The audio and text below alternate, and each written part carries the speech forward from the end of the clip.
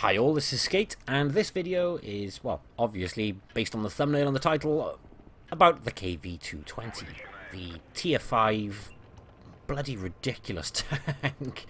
Now this was probably the rarest tank in the game. You could only get it by being a beta tester. However, well, just to clarify actually, a beta tester on the RU server. And now it's up for sale. And it's up for sale at a very, very reasonable price when you think about how rare the tank is, how much Wargaming could have tried to sell this thing for because of how rare it is, and because of how flat out strong this thing is. I mean, the KV-1 is often proclaimed as a ridiculously strong Tier 5 tank. And I do mean ridiculously strong. It's got 75mm of frontal armor, 75mm of side armor. Yeah, that's nothing compared to this thing. This thing has 100mm of frontal armor and 100mm of side armor. 100mm of side armor at Tier 5 is just flat out bonkers. But don't worry, KV has 70mm of side armor, which is ridiculously strong, the KV-1 does. This thing has 80mm of rear armor. So in other words, the hull on this thing is just staggering. And for all intents and purposes, you could say it's like a KV-3 hull. But KV-3 has 120 at the front and only 90 at the sides and rear. This thing's got 100 at the sides. Which is why you will produce an ungodly amount of bounces even when you are not angling, as my good friend Petrolhead is going to demonstrate for me. Basically, these aren't my games. These are the games of one of my friends. I watched the replays and I wanted to share them with you. So I thought, do you know what, since replays have come in, I haven't touched anyone's replays. I haven't had time to go through them all. And I wanted to make a conscious effort to start looking at them and start putting up some really nice, interesting gameplays. So that's what I'm going to do. Starting with this one. Now, the reason I wanted to share these was I'm going to make a video on the KV-220 anyway. And when I saw these, well, they made me laugh. I mean, then, this guy knows how to angle his tank. However, then, too slow, couldn't be bothered. Didn't need to worry anyway, wasn't going to penetrate from that angle. The weak point on this tank, however, is actually the turret. The turret's a lot weaker. So weak, in fact, it's as weak as the hull on a KV-1. Yes, the turret face has 75mm of frontal armor. The gun mantlet makes up for 90mm. However, if you shoot next to the mantlet and into the front cheeks of the turret, you've only got 75mm. So if you're coming up against these things, don't waste your time trying to switch to premium, just go for the cheeks and you will penetrate it. Now that game, he did 2,351 damage, 6 kills, a steel wall, and it's a second class. Now that sort of damage, that steel wall, and the kills, well, all of it combined, that would easily be a mastery in pretty much every other Tier 5 tank. But it's not enough for a KV-220. Already the mastery bar in this thing is through the roof. And if you want a good measure on how strong or potentially overpowered a tank is, just look at how high the bar is on it. It's just silly.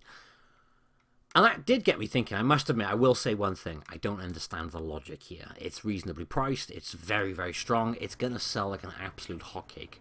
That part, I understand entirely. Very, very simple. You'll make lots of money. The part I don't understand is this comes on sale as a ridiculously strong Tier 5 tank just after the news came out about rebalancing Tier 1 to 5. And the only reason that confused me, quite simply, is this thing is flat out crazy. So, push the new players quicker from Tier 1 to 5, as what those new shortened tech trees would have done. And then, hello, KV-220. Yeah, it didn't make sense in my head, but nonetheless, it's like, well, it's £10 in my money, in sterling. And, well, it's well worth it, in my opinion, all day long. Now, at the point of making this video, not a huge amount of people have taken this tank over 100 battles yet.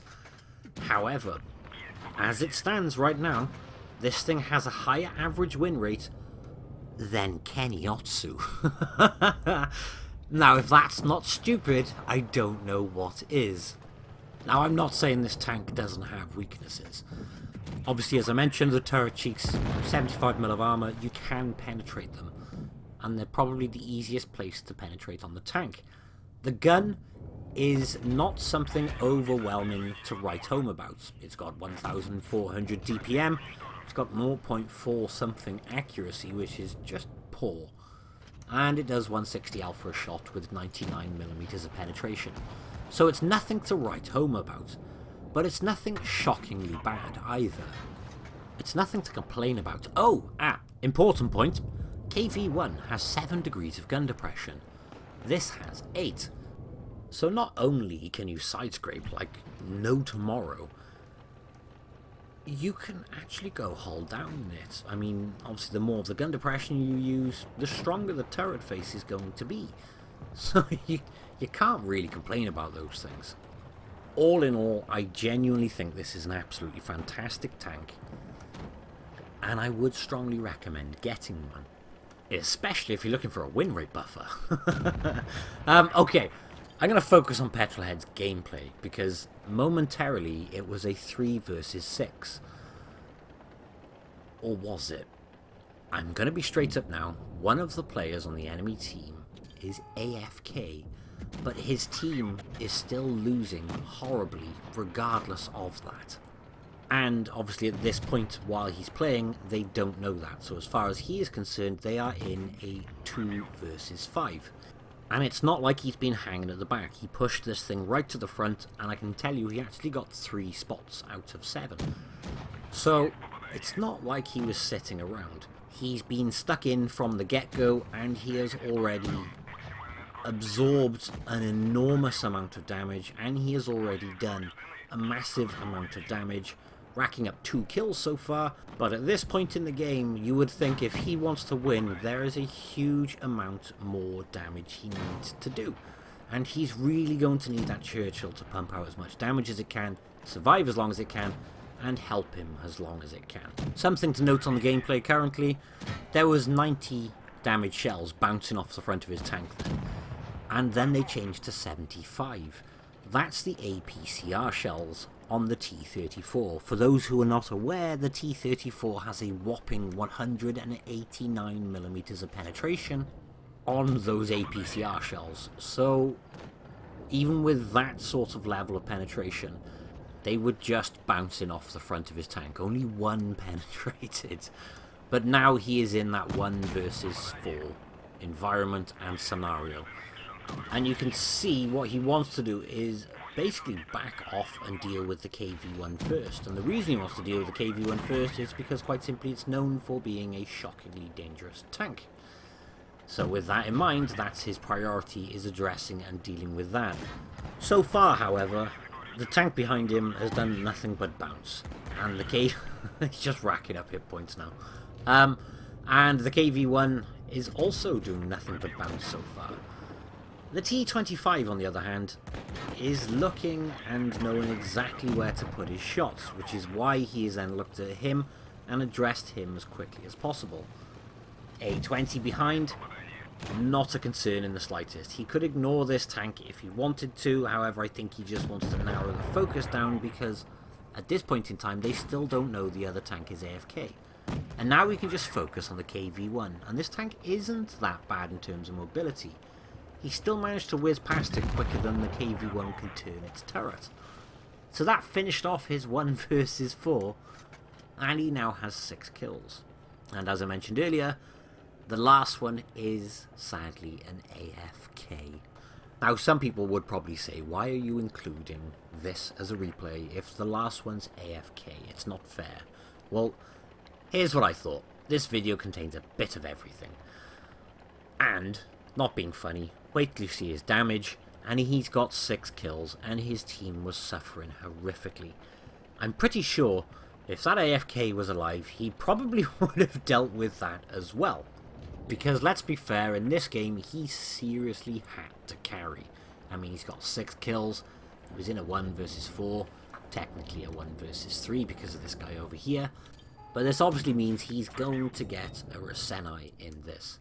The best laugh is, this is not his first Rasenai in this tank. He's already had a 7 kill game, did around 2,500 damage with a steel wall, blocked around 40 something shots, and it wasn't a mastery. This one, however, is going to be. But yeah, based on the gameplay, I'm pretty sure he would have probably had it anyway. He certainly would have had the damage, because he had 3,171 damage, obviously the mastery badge, the Kolobanovs, the steel wall, the Rasenai medal, and, well, that was a ridiculous game. 3,171 damage to get a mastery in a tier 5 tank. That is enough for a mastery in a tier 6 tank, and even some tier 7 tanks. I would even go as far as saying some tier 8 tanks I've seen mastery badges for that sort of damage. And with the 7 kills, the steel wall and the Kolobanovs, yeah, that would have been a mastery in a lot of higher tier tanks. And as we said, he did 3,171 damage, out of the total 4,550 his team did. So over 2/3. And it's a tier 5 tank with over 3,000 damage. Now we do see these games from time to time in tier 5, but 3k plus in tier 5 is not regular, not by any stretch of the imagination. And the other thing is the survivability on this tank is through the roof.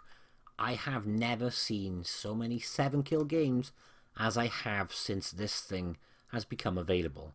He had 2 in his first 20 games. Meadsy's already put one up, he's already showed me one, and I've seen other screenshots already. The only thing that was missing from this video, which needs to be expressed very clearly on the tank, is in top tier the thing is an absolute abomination. It is diabolically good. In bottom tier, the armor will still hold up.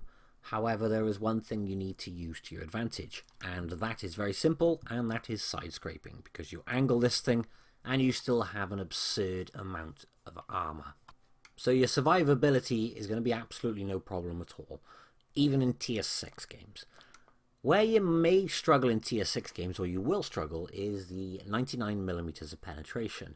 You probably find yourself switching to APCR a little bit more often in those tier 6 games. In tier 5 games, obviously tier 4 games, it really doesn't matter. It's not the end of the world in terms of penetration. But in tier 6 games, you may find yourself for certain targets switching a lot more frequently. All in all, it's an absolute monster of a tank. I personally would strongly recommend one. Although again, someone tell me where I'm missing the obvious. Why are we talking about rebalancing the tech tree from 1 to 5 and then dropping this in? It really doesn't make sense to me, but I'm not complaining because this is a shockingly rare tank and one I've wanted to add to my collection for a long time, so it's going to get added. Anyway, thank you all for watching. I hope you have enjoyed it, and I will catch you in the next one. Bye bye.